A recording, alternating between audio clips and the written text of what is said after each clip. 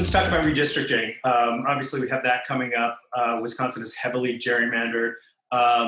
What is your strategy to unrig the maps in Wisconsin and maybe pick up a seat or two to offset what's going to go on in Texas and Florida and save American democracy?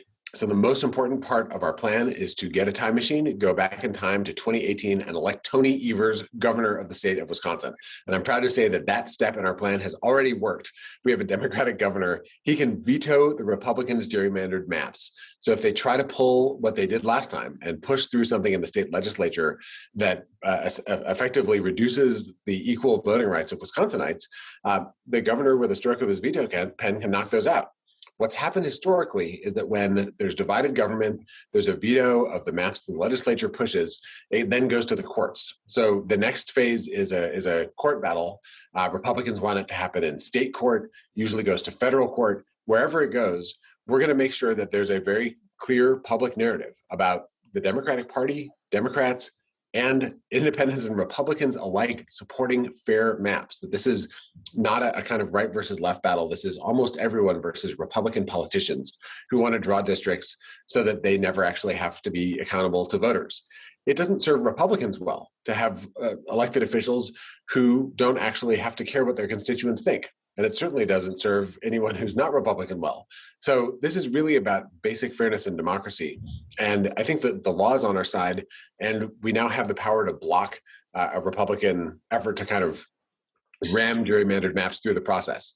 They might not get perfect, but I think they are poised to get better. And the last thing I'll say is Governor Evers appointed a People's Maps Commission that's been having listening sessions all over the state and is going to produce a set of fair maps to use as a kind of standard to judge whatever's being moved in the legislature against. I think that helps to ground the debate in a look at what it would be like to actually have competitive districts and democracy in the state of Wisconsin. If Wisconsin had fair maps in 2022, would Democrats pick up a seat or two in the U.S. House, and would they control the legislature potentially? It all depends on what the actual political conditions are in 2022. Yeah. But generally, Wisconsin is a very evenly divided state. I mean, we've had 4 presidential elections out of the last 6 come down to less than 1 percentage point. That is more than twice as many as any other state in the country. Our governor's race came down to 1.1 percentage points in 2018. We had a lot of close races. And so you'd think with 8 congressional seats, you'd have 4 and 4. Instead, we've got 3 and 5. And in the state legislature, it's far worse. Republicans are 5 votes short of a supermajority in a 99-member assembly chamber, and 1 vote short of supermajority in our 33-member Senate chamber. And again, the votes in our state are split roughly evenly in half. So you'd think that the districts would be cut evenly in half as well. We've had several elections where Democrats won many more votes for state legislative seats than Republicans and wound up with very small minorities of the number of actual legislators as the result of those votes.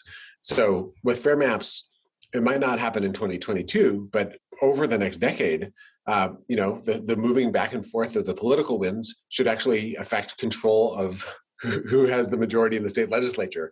That's the measure of democracy, right? Is whether public opinion changing results in changes in who's elected and then in public policy. We just have a long way to go.